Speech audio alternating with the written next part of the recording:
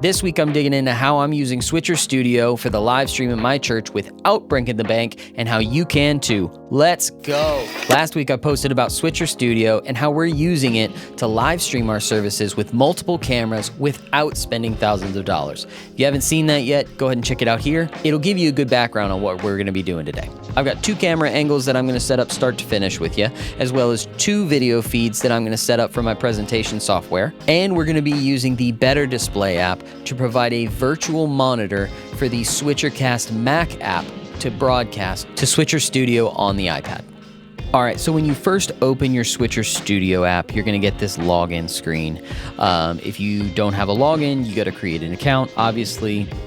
If you're going to use the iPad as a switcher, you do need an account. But for anything you're using as a camera, you can just share this device. You don't need to log in on each individual device you're using, only your switcher.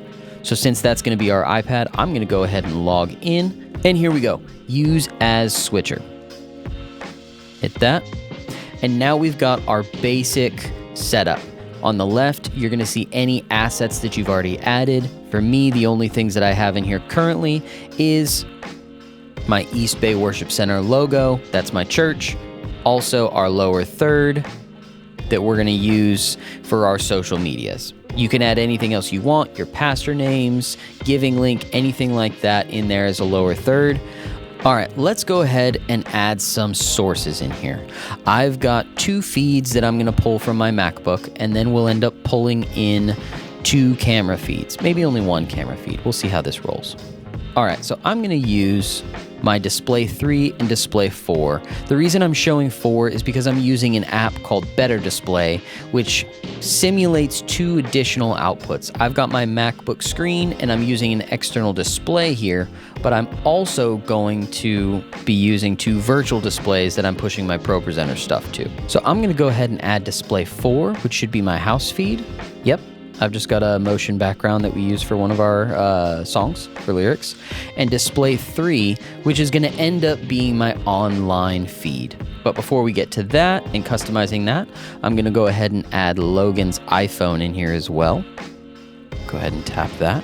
All right, now that we can see me, I'm not super concerned about my second camera. Well, let's see. Let's go ahead and add it. Why not? All right, that should be right over here. Camera 2. Camera 2, you there? There you are, camera 2. Welcome to the party. So we're not super concerned with our angle on camera 2. I would like to make that a little bit higher, but you know what?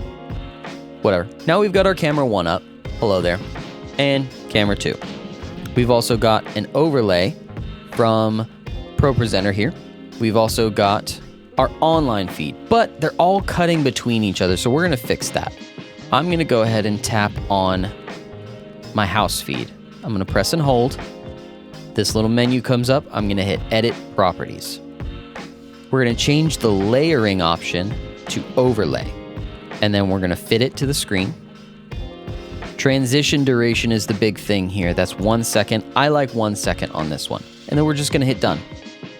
Now, I can pull up my camera 1, and if I want to go to my house feed, I can tap that, and it adds it on top of my existing camera 1. Now, Logan, why would I do that? Well, if you have a video that you're playing, you have video announcements that you're playing, you have a promo for an event that you're playing, or if you want to do something like this and put up your sermon graphic for the week. This is the series that my lead pastor is going through right now, the Joshua Generation, so we can go ahead and add that in there when he says, this week I am preaching on the Joshua Generation. There we go, boom, we have it, and then as he moves on from his point, we can take that away. I'll go back to this graphic here because I'm actually going to be using something from one of the songs we sang this past Sunday. Here we go. So now when I throw up lyrics, we see a victory here. Full screen. This is not going to work for online. So what we're going to do is we're going to go over to our lower third. The problem with our lower third right now is I can't put it on top of my camera. So we're going to do the same thing that we did with our first feed from ProPresenter. We're going to go to Edit Properties, change it to an overlay. We're going to fit to screen here so that it fills the whole screen. And then this fader here, fade black to transparent. We're going to slide that all the way up and and hit done. And then what happens is when we go to camera 1, welcome back, and we add that on, now it's acting as an overlay, so I can switch cameras any way that I want to, and my lyrics are gonna stay there. And yes, just in case you're wondering, I can change my lyrics live. I'm doing this over off screen on Pro Presenter, although you can use anything that you want. You can use PowerPoint, you can use Media Shout. Does Media Shout still exist? I don't know. There are people who are like big fans of really obscure lyric presenting programs, and there's a lot of them. If you've got one you like, good for you. I'm a fan of Pro Presenter, so I use Pro Presenter. Let's move over into our Outputs tab. Here's where we're gonna choose where we're gonna stream to, assuming that we're gonna stream directly from Switcher, which is the most basic option. It's the most simple option, but it's not the option you have to do. And that's one of the big things that I love about Switcher Studio. We can go with their proprietary Switcher player. We can multi-stream to several destinations. We can go to Facebook only, YouTube only, Twitch, and we can do a custom RTMP channel. I've got none selected because I'm not going to be doing any streaming with this video. I'm just recording straight to the camera. We've got our RTMP reconnect. Director mode is one of the big things that got me to pick Switcher Studio over something else. With director mode, you not only get the streams that are cast into the iPad, each individual camera that we're using also stores its own local version. So if you get some stuttering, you get some skipping, which can happen, especially for me right now. I'm not using the Netgear router that my church uses. I'm at home in my home office, so I am just using my AT&T router that they gave me. Moving on down the line here, like I said, we don't have to output straight to our streaming service. We can go HDMI output. We can either send the live feed, which is what you're seeing in this little box here. We can also output the whole screen via an HDMI adapter from the iPod. This is actually what my church does. We output the live feed to another computer, and that computer combines the audio and the video signals.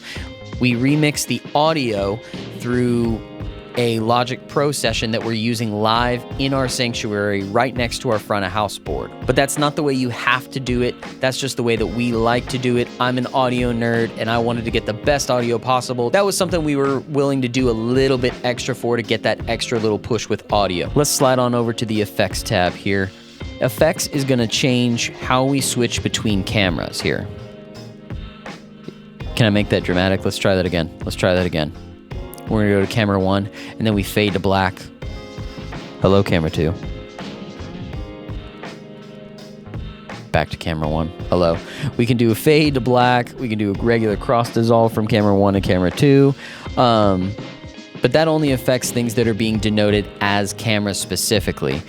For instance, if I go to fade, that is not going to affect how my lyrics come in, how my lower third comes in. I'm just getting really crazy in here. Okay, there we go. Cut. We're back to cut. This is just your standard cut. I like this a lot better. Next one on down, this is our individual camera control. So we can go auto. That's what I've got going right now. You can automatically do your focus, exposure, white balance, or your tally light, or you can do manual control. So I can go in here and I can say, hey, no, we're gonna change our focus on camera 1, really far forward, really far back. Same thing for my exposure. White balance, you can do auto manual or do a gray card. Let's go back to auto on our focus though. Hello, welcome back. I can see clearly now the haze is gone. With the LED light, you can, it defaults to off, which is fantastic because if I turn it on, it's gonna blind me. You can go dim, which is the lowest setting on the LED light, or you can go tally. I like tally because it turns your LED light on its lowest setting for the camera that you're using. So right now my tally is right here on camera 1. The second I switch to camera 2, it's gonna go over to camera 2, provided I actually turn the tally on. There it is now. I see my LED on camera 2. And if I switch back to camera 1, it's right there. So my pastor always knows what camera I'm using. I feel like I should stop and explain this. For those of us who don't know what a tally light is, have you ever seen a camera used in a production and they have this little red light on top? That light turns on when that's the camera that they're using. That's what a tally light is. So right now, I don't have a red light on my iPhone. I have an LED light, my flashlight. So the LED light is on its lowest setting here. And when I go over to camera 2, I see the LED light over there. Just a word of advice from me, considering that this is a LED light and not a subtle red light, I wouldn't turn your tally light on if you have anything that faces your audience, because it can be distracting for them during service. And one of the biggest things for us in media is to not be a distraction, to help emphasize what's happening in service. Let's keep it on rolling. The rest of these are pretty self-explanatory. We're gonna head over to audio. And this defaults to our built-in microphone because I don't have anything connected, but you can use the iRig to plug straight into your iPad, and then your input on the iRig is gonna come from your soundboard. Like I said, we're not doing that. We're using a separate computer to do our live stream mix, and then we're piping it into a second computer, the one that I'm actually using for Pro Presenter here, that combines all our video and audio and sends that to stream, to the interwebs, to the internets, World Wide Web, Facebooks, and the YouTubes, where you're watching right now. Welcome. Last but not least, we've got these 3 little dots. I think they're ellipses. It means more. So this is our customized menu. I'm only using these 5 panels, but there are more that we can do. You can add a scoreboard if you're doing a game of sorts. Auto switch changes cameras based on the audio, I believe. Remote guest, if you're having someone piped in through Skype, you can set it up that way, set them up as a camera. Live comments and Facebook polling only are usable if you're streaming directly to Switcher Studio. And then obviously timestamps to mark certain parts of your stream. And that's a solid rundown of how we're using Switcher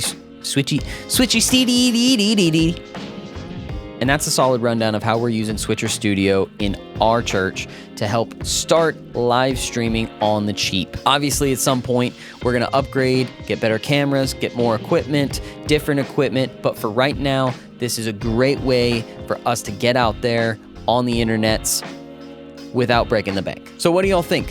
Is Switcher Studio a viable option for your church? Are you guys past it? Do you feel like it's too much? Does this seem like too big of a cost to get into live streaming for your church? Leave a comment down below and let me know.